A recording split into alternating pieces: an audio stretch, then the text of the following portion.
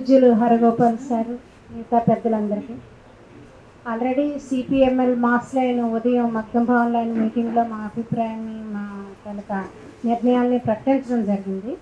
జ్యోతక్క పిలిచారు అన్ని వినొచ్చని నేను వచ్చాను. యాక్చువల్గా విషయం ఏంటంటే అన్ని పార్టీలు మనం కలిసి చేసిన ఆ పార్టీ కార్యకర్తల వరకే ప్రచారం జరుగుతుంది. ఇది ఒక పెద్ద దురదృష్టకరమైన విషయం. ఏంటంటే సువిశాల ప్రజానీకంలోకి బీజేపీ సంఘ పరివార శక్తుల పైశాచి నాట్యం అనేది తెలియటం లేదు, ప్రజలకు తెలియటం లేదు. చాలా అంటే ఒక అంతర్లీనంగా చాప కింద నీరులాగా బీజేపీ సపోర్ట్ అనేది ప్రజల మధ్యకి వెళ్ళిపోతుంది సోషల్ మీడియా ద్వారా, మీ అందరికీ తెలుసు.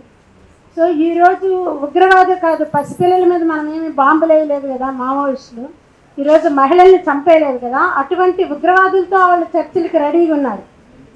ఎందుకంటే ఆ పహల్గామ్ తాలూకు కథలన్నీ ఇంకా బయటికి రాలేదు. కానీ మావోయిస్టులతో వాళ్ళు చర్చకి రాలేదు.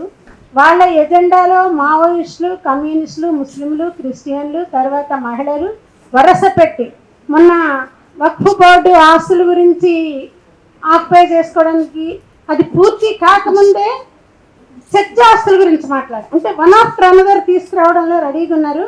కాబట్టి ఇది అర్బన్ కమ్యూనిస్టులకు వర్తించదనో లేకపోతే మిగతా వామపక్ష ప్రజాస్వామిక లౌకిక శక్తుల వరకు వీళ్ళు రారనో ఒక నిర్లిప్తత, నిరాసక్తత, ఒక అశ్రద్ధ చూపెడతాం. అతి కొద్ది రోజుల్లోనే వాళ్ళ ఆక్టోపస్ లాగా ఆక్యుపై చేసుకోవడం అనేది జరుగుతుంది.